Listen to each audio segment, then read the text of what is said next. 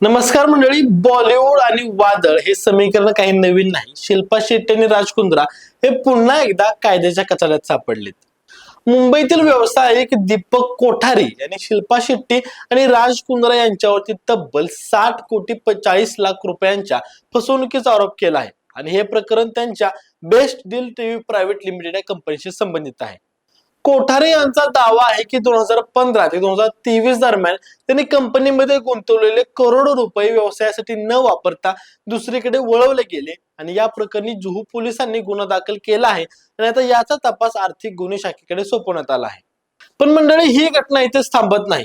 याच प्रकरणामध्ये याआधी देखील तक्रार झाली होती. शिल्पा शेट्टीने स्वतः 2016 मध्ये या गुंतवणुकीची हमी दिली होती.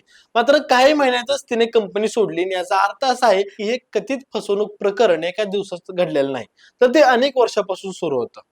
आणि तुम्हाला आठवत असेलच, यापूर्वी राज कुंद्रा पोर्नोग्राफी संबंधित प्रकरणात देखील अडचणीत आले होते आणि आता हे नवीन प्रकरण त्यांच्या अडचणीसाठी आणखीन भर घालणार असू शकतं.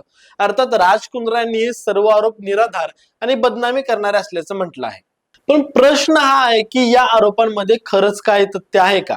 तुम्हाला काय वाटतं? आम्हाला कमेंट बॉक्स मध्ये नक्की सांगा आणि माहिती देणार हा व्हिडिओ आवडल्यास व्हिडिओला लाईक करा आणि आमच्या स्पीड चॅनल नक्की सबस्क्राईब करा. धन्यवाद.